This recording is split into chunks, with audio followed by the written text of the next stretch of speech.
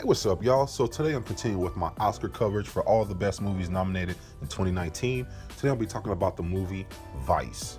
This movie was directed by Adam McKay. He did several Will Ferrell movies like Step Brothers, Talladega Nights, and things like that. But as far as this movie Vice, it has a great cast. It stars Christian Bale as Vice President Dick Cheeny. It stars Amy Adams as Liz Cheney, his wife. We have Steve Carell as Donald Rumsfeld. Tyler Perry's in this movie. He is Colin Powell. We have Sam Rockwell as former President George W. Bush.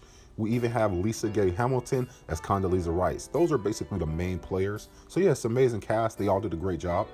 The story of this movie, the basic plot points is that we start off with Dick Cheney in his early life, and they show how he rose up in the ranks from a congressman in Wyoming to the Secretary of Defense, White House Chief of Staff. I mean, he was pretty much all over the place, running through Washington, just very determined, very intelligent, and very strong. Like, they make him come across very strong and just willing to do whatever it took to win, I would say. But at the same time, while they're establishing that, they also establish his wife, Lynn Cheney, as being just as ruthless and willing to do anything to win as he was. They had a certain situation where their daughter had a car accident, and while they were in the hospital, they went to go visit her. She came out to her parents and said, "Hey, I'm gay," and the dad, Dick Cheney, he was like, "We love you. We're still here for you no matter what." The mom, Lynn Cheney, she said, "This is going to destroy us politically." So she was even more ruthless and thinking about politics and power than he was. And I think they did a good job of showing you some backstory to go with this couple who really isn't too, public like that.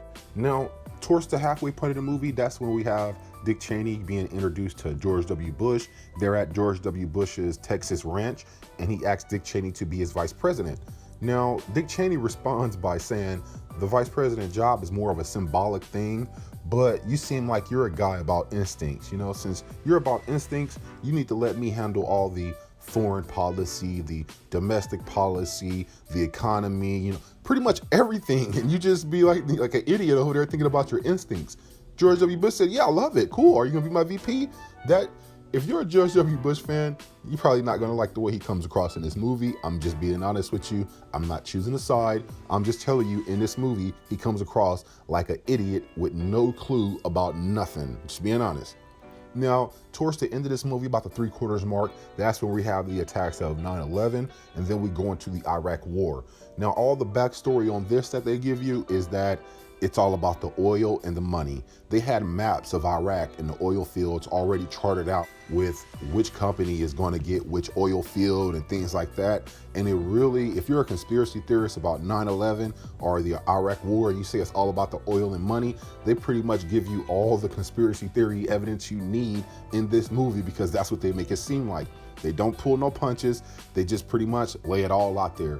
And there are going to be some times watching this movie you're going to be pissed because you may know somebody who passed away or died in one of these wars, and you've seen them, big oil executives and stuff, and they're in there talking about Iraq and which oil field they want, and it's all these secret meetings and things like that we'll never see, but they show it in this movie. Like I say, they don't pull no punches. They just lay it all out there for you to see. Now, all in all, I give this movie about a 7 out of 10. I think it was informative to have backstory on 9/11 and the Iraq War, and you really get to see how Washington works and, who these lobbyists and all this big money that's being spread around and buying our politicians. And this pretty much lays it all out there for you in this movie. So from that aspect, I was loving it. I think the directing was great. He chose a weird way to direct this with a lot of scenes, but then he'll break it down and have like a 1 minute, 1.5 minute narration. So yeah, I think that was actually good to have that sometime in a movie. They didn't overdo it. It was just a good touch, that you didn't expect. Now, like I said before, the acting in this movie was great. When you're watching Christian Bale, to me, when I see him, I see Batman. But that's just because I'm immature and I just like Batman. But in this movie, he does do a great job of portraying Dick Cheney. He's cold, he's calculating. There is just facial expressions in the eyes. The eyes get you every time.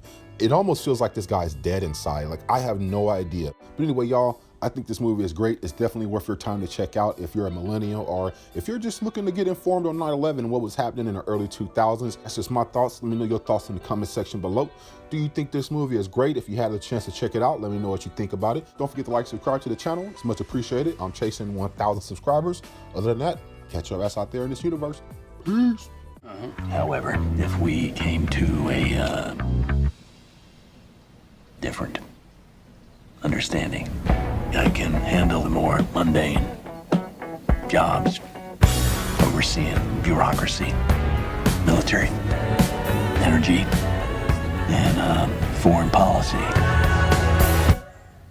Yeah, right. I like that.